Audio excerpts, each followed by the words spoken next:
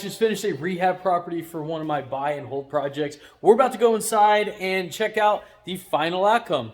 Let's dive into it. Welcome to the Smack Fest, the beat down. The SWAT team is here on another beautiful day of shutting the week down. And hey guys, participating for the very first time, my name is William. I'm a buy and hold investor. Welcome to the channel. I teach financial freedom. I was financially free by 32, and I show you how to do it through real estate investing for passive income. If you're interested, be sure to subscribe. Let's go. All right, and then as you'll see, the front door, we actually painted one of these in style colors, and we did the black kickboard down there because, well, everybody likes to kick doors, including me. You just got to pay attention. It's crazy how many times you actually kick doors.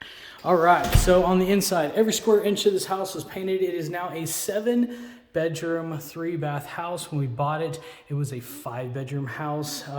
This right here was not here at all. This was a massively open area. We actually did the floors as well. Sorry, I'm getting used to my gimbal still. So all this was one huge room. So this was the formal dining room, which it still is. I added that wall right there. It's great, and it's still a decently sized. So this room right here we added is actually a media room slash bedroom slash office. It really works, you know, all over the place. And we actually added this, wasn't here at all.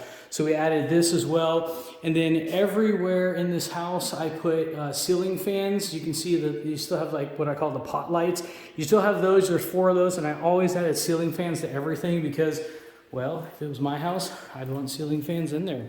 So going off into the master, everything we put in here is vinyl. There's no laminate anything in this house because, well, laminate is basically junk.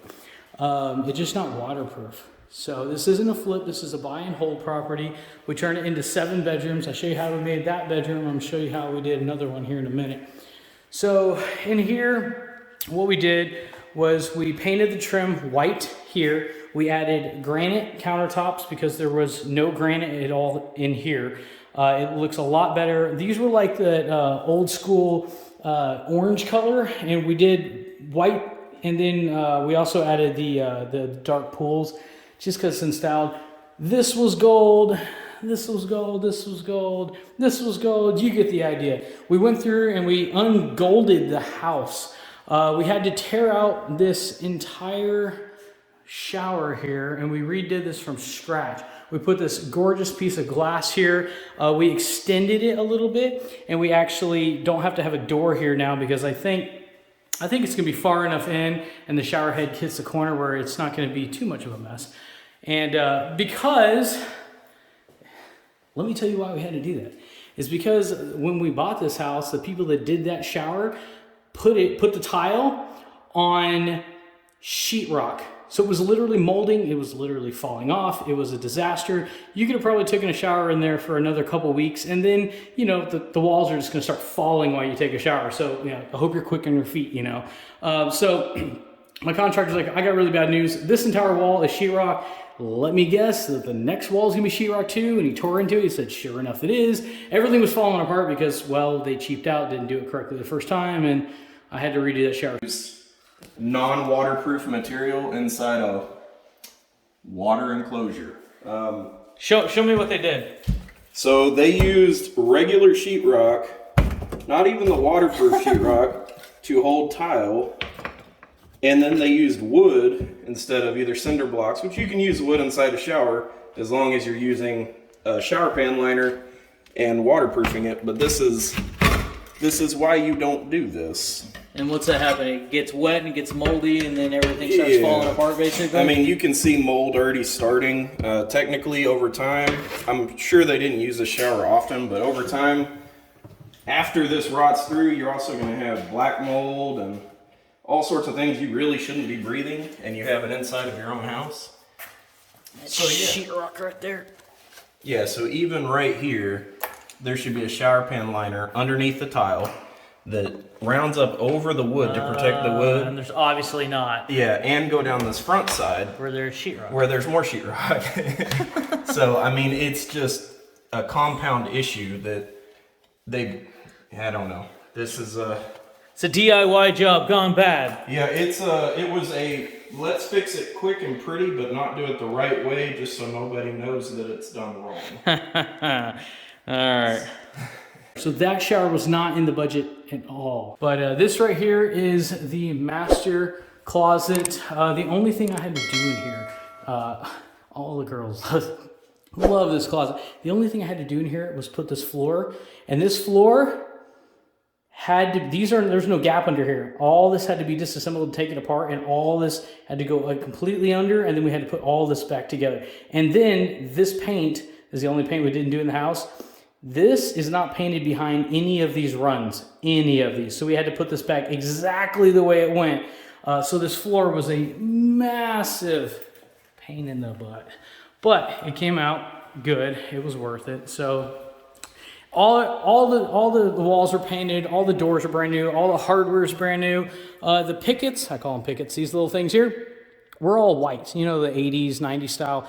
So we took them all off and we painted them black. It is a huge undertaking. It looks good. It is a huge undertaking. So if you see that in a video like mine and you go, I really want to do that to my property, just know that it's not an easy task to do.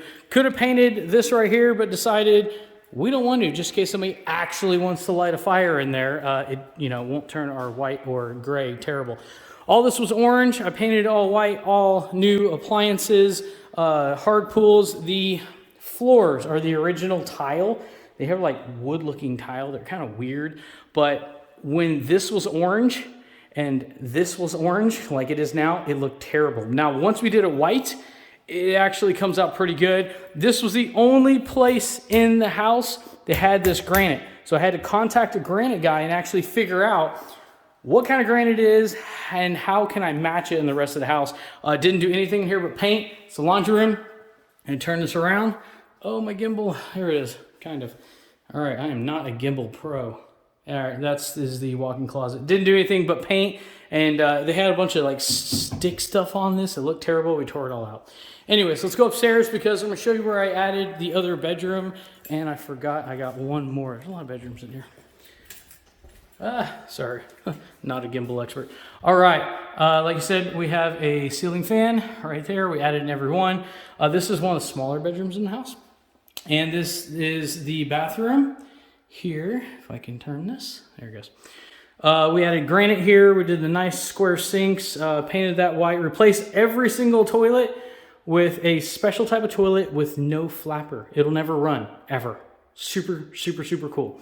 And then we also could not find a white one, so we took this, it was like tan, and we painted it, put it up here, and it matched. The only house the only room in this house that has silver. Only because this sofa's already silver. My guy said, I don't really want to tear that apart because I don't want to have to tear into this if we have to tear that apart. So we're just going to run with silver and do silver the rest of this. So this is the only bathroom that has a little bit of silver in it, but that's why.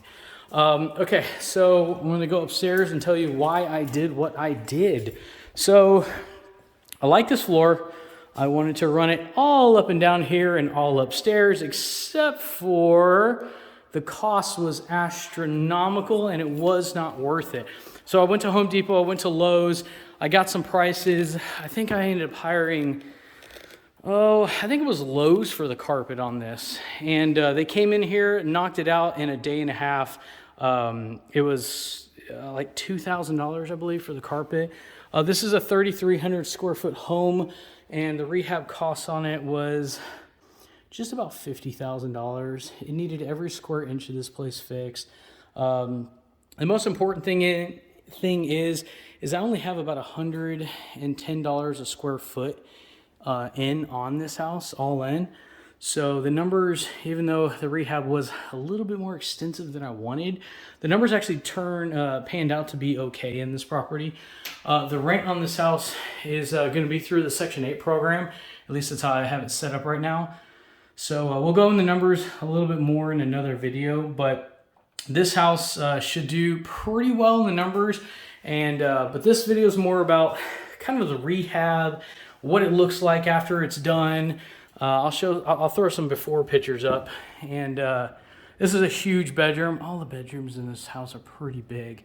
And then I'm gonna show you two more. Basically, did all paint, all new blinds, new doors, new pulley thingies there, door handles, everything to match. And this right here was, this right here, value add right here. Let me get this camera up. This wall was not here. It's not a load structuring bearing wall or anything, but we added this wall here, and then we added this door and door frame. And then this was the playroom that we turned in to another bedroom. It already has a closet, has an openable window, and if you look there, has AC as well. So everything in here was already kind of set up to be a bedroom. It just didn't have a wall and a door. And then this is going to be the last bedroom. This is why we did carpet up here. It's a lot. It's intricate. It's got a lot of this going on. It's got dual closets here. I mean, this thing to do wood floor or LVP in here was just going to get astronomically expensive. I want to say I probably saved close to $10,000 just going with carpet up here. And that's it, guys, for the video. If you guys liked the video, smash that like button. It took me a little while to get together. I normally don't do before and after pictures. And the total rehab process on this was about 4 months. There was a little bit of, or I should say a lot of it of having to redo this, mainly the bathrooms, and both of the showers had to be completely regutted and done. So if you guys like this content, learned something, and have any comments for me, let me know. And until then, I will see you on the next one.